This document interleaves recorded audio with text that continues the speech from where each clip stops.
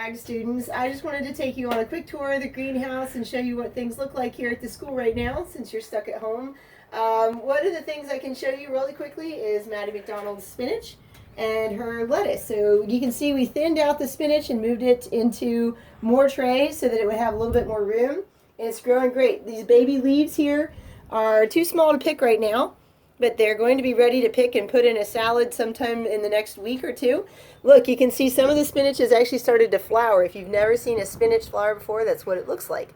So that's a good sign that they are healthy. They're starting to get a little bit more green color to them. They were inside for a while without much light, so they're still trying to adjust to getting back to being fully green again. Over here we've got our lettuce. You can see our lettuce is very light green, and it's starting to get a little bit more color to it. This lettuce here is actually probably pretty soon going to be ready to pick. You could actually put a leaf of lettuce like this in a salad today and eat it. So if any of you like lettuce or like spinach, when this is ready to pick, I will post a video and we will put it in the refrigerator that's behind the shop, and you can come down and get some. All right, so what we're going to do today is show you the progress of your seeds. So you can see nothing that we started before we went on our break has sprouted yet. We have some empty trays here that we're going to fill, and then over here are the other pots. But Aubrey and I have been coming down to the greenhouse to water everything, so we're going to keep it all going and keep it alive while you guys are on break. Now, today what we're going to do is we are going to start some more seeds. So we're going to go ahead and put seed starting mix into our trays. Now, you might notice one of these looks a little different from the other. What's different about this one, Aubrey? Well, it's got a lot more spaces, so you can put a lot more seeds into it. That's right. This one will hold a lot more seeds than the other ones here. Okay. In fact, this has 10 slots. 1, 2, 3, 4, 5, 6, 7, 8, 9, 10. And then it has 1, 2, 3, 4, 5, 6, 7, 8, 9, 10, 11, 12, 13, 14, 15, 16, 17, 18, 19, 20 rows. What's 20 times 10, Aubrey? 20 times 10 is 200. Yeah, so we can start 200 seeds here. 200. In these trays, we have 6 spots times 1, 2, 3, 4, 5, 6, 7, 8. What's 6 times 8? 6 times 8 is 80? Nope, 48. 6 times 8 is 48. So we can only fit 48 in here. So in this tray, we can fit over 100. 4 times more seeds in the same amount of space. So if we've only got so much space in our greenhouse, which we do here, a tray like this is pretty useful. Now, a seed will not last very long in this tray. You'll have to get it out and you'll have to transplant it pretty quickly. Okay, but these trays here with lots and lots of smaller holes are great for starting a larger number of seeds, and then you can eventually transplant them into these other trays.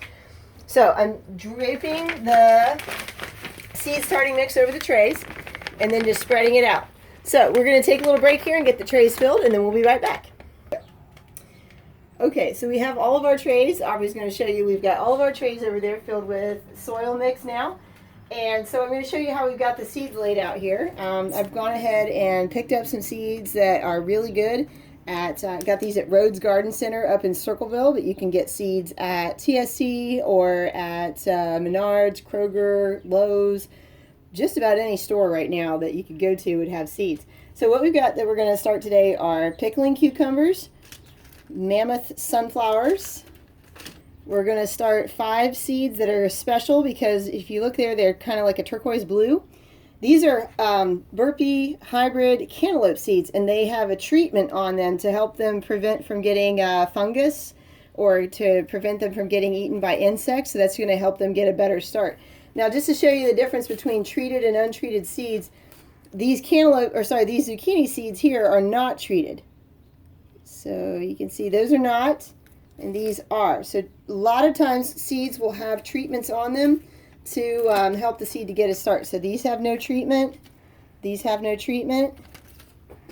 These watermelon seeds also have no treatment.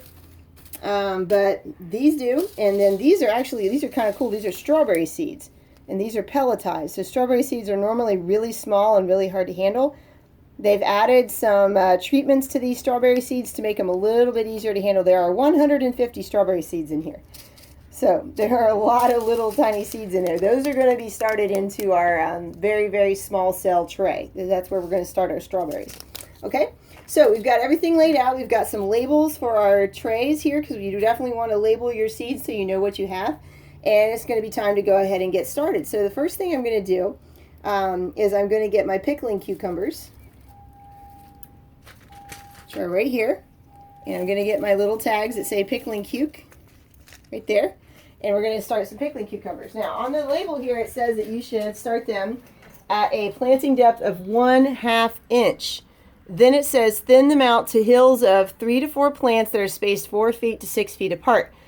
It says you can start them indoors 6 weeks before the last frost. Plant them outdoors after the danger of the last frost. So in Ohio, our last frost date usually hits around the middle to the early part of May. If you go backwards 6 weeks from there, you're kind of hitting at the end of March. So we're really close to the right time to start our cucumber seeds. Today is March the 20th.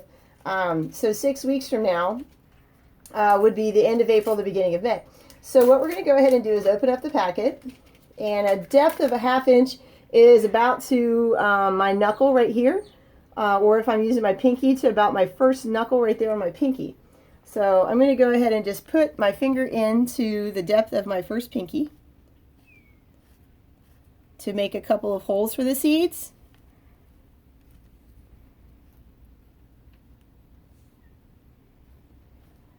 All right, and now it's time to put the seeds in. So I'm going to shake a few out in my hand. And I just want to put 1 seed per tray, or sorry, 1 seed per hole.